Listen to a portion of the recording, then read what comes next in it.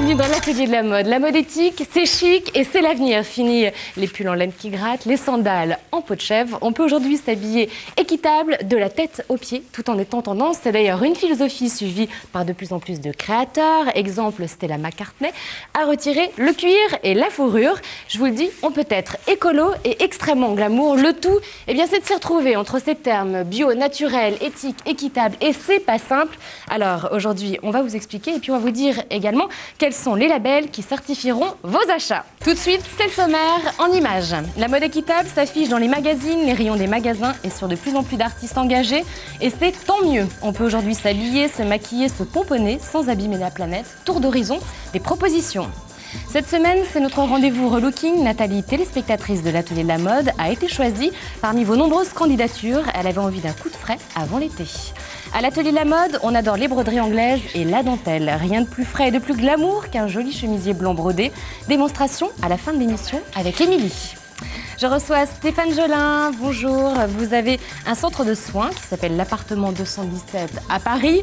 Vous dispensez des soins naturels. Alors vous utilisez par exemple les produits du docteur Oshka qui sont certifiés naturels depuis 35 ans et puis également faits de senteur. Et tout est naturel chez vous jusqu'aux peignoirs qui sont en microfibre de pulpe de bois. Ouais. C'est incroyable, là, vous nous raconterez. Et puis vous allez me dire ce qui est bio, ce qui est naturel, un peu toutes ces différences parce qu'on n'y comprend pas grand-chose, on s'y perd. Jérôme Dreyfus, bonjour.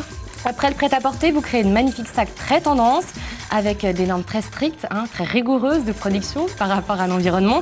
Vous avez même créé le label agriculture. Alors vous allez nous raconter ce qui se cache derrière ce mot. Et puis vous allez nous dire si l'on peut tout créer de cette façon-là. Et puis François Guillain-Morillon, vous avez lancé Veja. C'est la première basket issue du commerce équitable. C'est un concept qui est né après un tour du monde. Alors on va voir, on en a des exemples, on en a sur la table. Vous allez nous dire, il y a du coton bio, du caoutchouc naturel. Vous allez nous raconter comment elle est produite et créée, cette basket. Alors je vous le disais, on s'y perd entre les mots bio, naturel, équitable. La preuve en est, un chiffre. En 2005, 74% des Français déclarent avoir entendu parler de commerce équitable. Ils étaient 9% en 2000. Donc ça donne un peu la mesure d'une certaine méconnaissance, ou en tout cas, on ne s'y retrouve pas. Alors, concrètement et rapidement et simplement, qu'est-ce qui se cache derrière le mot bio et derrière le mot naturel, Stéphane? Qu'est-ce qu'un produit bio, cosmétique bio? Alors en fait, un cosmétique bio va être créé à partir de matières premières qui sont labellisées bio. Un produit naturel n'est pas forcément, déjà toute la formule n'est pas forcément issue de l'agriculture biologique et les matières premières elles-mêmes ne sont pas issues forcément toutes de l'agriculture biologique. Agriculture biologique, juste pour préciser, c'est-à-dire qu'il n'y a pas de pesticides, pas d'engrais, donc en fait, ils sont... En fait, elles sont effectivement cultivées dans les normes que certains labels imposent. Alors vous, François Guillain-Morillon, c'est le mot équitable que vous allez nous expliquer parce que vous créez la première basket équitable. Qu'est-ce que ça veut dire équitable? Qu'est-ce qui se cache derrière? Voilà, le commerce équitable, c'est un commerce avec des producteurs qui sont petits et qui sont marginalisés, qui sont principalement dans des pays pauvres. Ce sont des producteurs qui n'ont pas accès au marché mondial et qui vivent dans des conditions d'extrême pauvreté.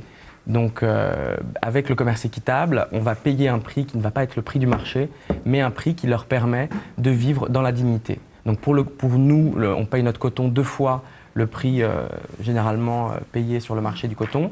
Le caoutchouc, on va payer une prime de l'ordre de 40% du prix normal du caoutchouc. Alors, vous allez nous raconter comment vous la produisez, cette chaussure. Mais avant cela, Jérôme Dreyfus, vous, ce sont les sacs que vous créez. Ce sont des sacs luxe et extrêmement tendance. Et vous avez inventé un mot, carrément, c'est l'agriculture, si je ne me trompe pas, parce que ça n'existait pas, il n'y avait pas de terme. Oui, parce quand j'ai décidé de travailler de manière bio, entre guillemets, les labels n'existaient pas, donc on a travaillé sur la création d'un label qui donne simplement des garanties au niveau de la protection de l'environnement qu'on utilise. Par exemple, là, c'est un sac en serpent, en python, mais les pitons se font rares sur la planète. Donc les pitons se font rares, justement, grâce à la Convention de Washington qui protège certaines espèces. Donc la provenance de ce sac, on sait exactement d'où vient ce serpent, il n'a pas été... On sait traçabilité à 100%.